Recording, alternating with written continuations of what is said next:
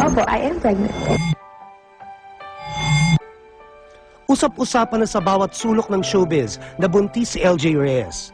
At itong Huwebes, April 15, ang mismong SVP for Entertainment TV ng GMA Network na si Miss Wilma Galvante ang nagkumpirma sa pagdadalang tao ni LJ.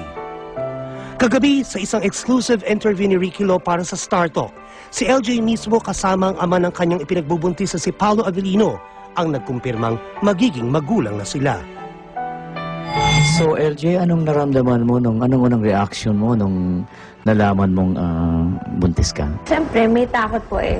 For girls, may initial fear na nararamdaman. Pero after nun, nung nag-usap namin ni Paolo, happy po ako. Happy kami pareho sa binigay ng God.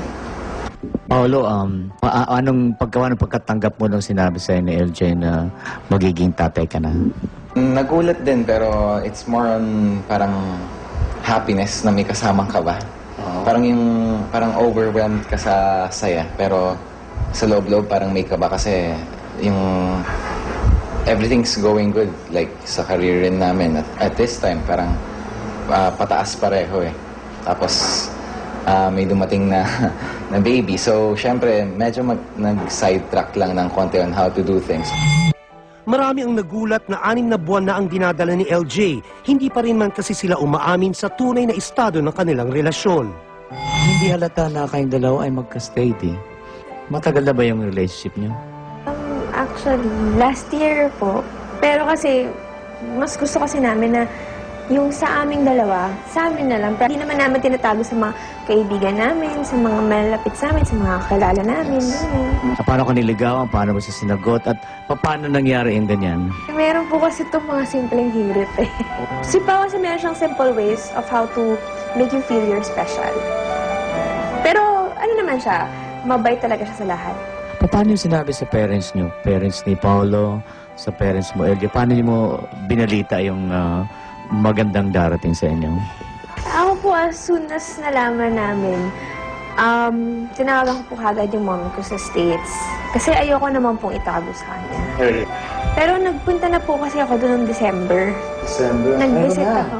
Oo, so, nagkita na kami na, yun nga lang, medyo sakit-sakitin ako na. Kasi hirap po ako magbuntis. Pero alam na niya noon pa lang. Kaya parang nung nagkita kami, parang sobrang higpit po na yakap niya sa akin. Parang feeling niya yung baby niya nawawala na. Kasi bunso po ako. Anong reaction ng parents mo, Paolo? Nung tinawagan ko kasi yung dad ko, parang nagulat rin, parang what? Yung tanong kagad sa do you love her? Sabi ko, yes dad, I love her. Wala rin naman daw balak ang dalawa na itago ito sa publiko. Hinintay lang daw nila ang tamang oras para i-anunsyo ito. We wanted to wait for the right time to tell the people that we're having a baby. Ayaw po kasi namin na basta-basta lang namin sasabihin. Kasi hindi naman po siya basta-basta news. Parang happy po kami sa baby namin. Pero gusto po namin, pag in-announce namin siya, right time. Ayaw po namin ng parang natanong lang, buntis ka ba? Oo. Mas maganda po yung talagang yung seryosong usapan na, buntis ka ba?